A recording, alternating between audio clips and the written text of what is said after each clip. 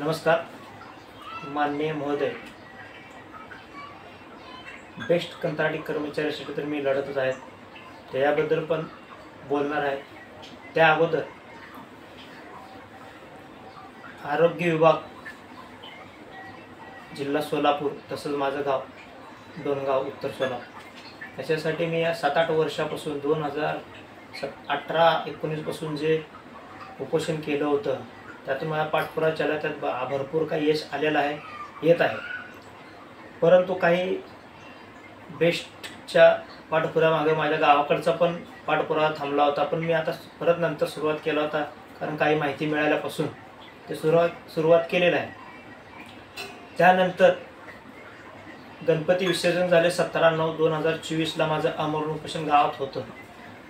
सर्व कागदपत्र मी मंत्रालयापासून मेलद्वारे सर्वांना कळवलं होतं, परंतु काही कारणास्तव, त्याचं कारण पण देतो मी, काही कारणास्तव ते मी अचानक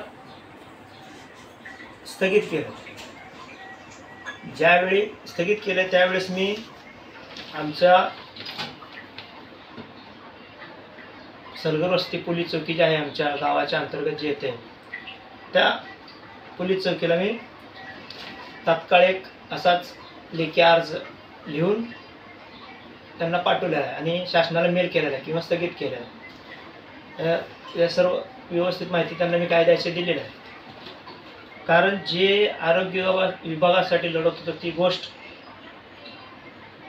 जी होत नाही आणि का होत नाही त्याला अडथळा आणणारे दुसरे कोण नसते, जे भ्रष्ट लोक असतात गावातले अडथळा आणणारे, जे स्वतःसाठी गावाचं चांगलं बघणार नाहीत, एकमेकाचं पाय खेचणार, अशा अनेक अडचणी आणणारे गावातले लोक आहेत।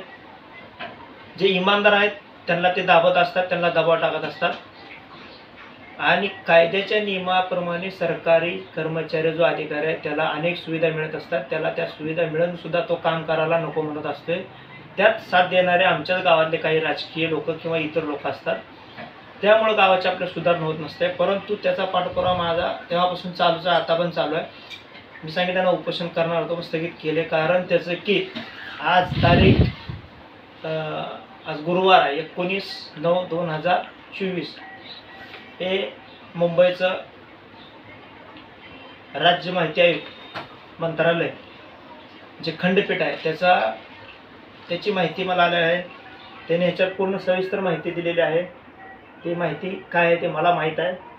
त्या मागे त्याने आदेशसुद्धा दिलेला आहे इथं की कारवाई करण्यात यावी। तो काय कारवाई ते पुढील काळात कळेल, जेणेकरून गावातील ज्या गोष्टी व्यवस्थित चालत होत्या आरोग्य त्याला अडथळा आणणारे गावातीलच लोक, एक लक्षात ठेवा, तुम्हाला तुमचे घरं भरायचे असतील, तुमचा राजकीय हेतू खेळत असेल, त्याच्याबद्दल मला काही घेणं देणं नाही, परंतु मी जर सरकारी कर्मचारी किंवा अधिकारी गावातलं व्यवस्थित काम करत नसेल, तो माझ्या घरचा असू द्या किंवा तुमच्या घरचा असू द्या, मी त्याला सोडणार नाही। ही गोष्ट लक्षात ठेवूनच गावातल्या राजकीय नेत्यांनी आणि त्याचे कोण नातेवाईक असलेले आणि त्यांना साथ देणं हे लक्षात ठेवायचं की त्यांना जर तुम्हाला लय त्यांचा पुळका येत असेल तर तुमच्या शेतात नेऊन कामाला लावा, त्यांना पगार द्या। सरकारी अधिकारी कर्मचाऱ्याला आमच्या टॅक्समधून शेतकऱ्याचा जो पैसा जातो त्यांच्या टॅक्समधून जो गोरगरीब जनतेचा पैसा टॅक्स जातो त्यातून त्यांना ते पगार मिळत असतो, सुविधा मिळत असतात, घर भाडे भत्ता त्यांना मिळते। मग ते गावात का राहत नाहीत? शासनाने ह्या घर भाडे भत्ता यांचा पूर्ण बंद केला पाहिजे। म्हणून हा आरोग्य विभागाचा पाठपुरावा चालूच आहे। माझ्या ग्रामपंचायत लवकरात लवकर ह्याच्यावर निर्णय घ्यावा, नाहीतर माझा पाठपुरावा चालू पुढील काय होईल ते तुम्हाला वेळ आल्यावर कळेल। हा विषय आरोग्य विभाग राहिला बेस्ट कंत्राटी कर्मचारी। आता अनेक असे पोस्टाने मला पत्र येतातच, तुम्हाला माहीत आहे, सगळेच पोस्टाने येत नाही, आजकाल ऑनलाईन सिस्टीम झाल्यामुळे मेलद्वारे येत असतात। हे पोस्टाने आलेले आरोग्य विभागाचे आहेत आणि बेस्ट कंत्राटी कर्मचाऱ्याचे। आता हा जो विषय आहे मागचा, हा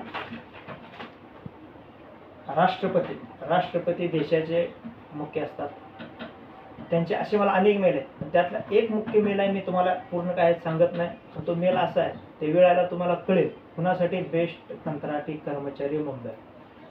अजून पण लक्षात ठेवा, आमचा पाठपुरावा चालूच आहे। ज्या लोकांनी काय केलंय ते काय नाही केले ते तुम्हालाही माहीत आहे, मलाही माहीत आहे. राष्ट्रपतीच्या मेलमधून काय आले ते मलाही माहीत आहे. ते तुम्हाला वेळ आल्यावर सांगेल. फक्त कुणाच्याही शब्दावर विश्वास ठेवू नका, कारण लोक दिशाभूल करतात आणि न्याय हा सत्याचाच होतो, कायद्याचाच होतो. कारण कोर्टामध्ये गीतेवर हात ठेवून शपथ घेतात, ती गीता देवाची असते आणि नंतर त्या पद्धतीने कायद्याने लढतात. तो कायदा म्हणजे बाबासाहेब आंबेडकर यांनी लिहिलेला जो घटना आहे त्या घटनेने चालते. म्हणजे या 2 घटनेवर सत्याचा विजय होतो आणि तो विजय आमचा 100% झालेला आहे आणि तो होणारच. ते माझ्या गावचा असू द्या किंवा बेस्ट कंत्राटी मुंबई यांचा असू द्या, तरी सर्वांनी या गोष्टीचा विचार करावा. आणि ज्यांना ज्यांना वाटतंय ना आमच्या पाठीत खंजीर करून तुम्हाला सुख मिळते, मिळू द्या. येणारा काळ आणि वेळ हे तुम्हाला त्याचे कर्म 100% भोगावे लागणार आहेत. जय हिंद, जय महाराष्ट्र.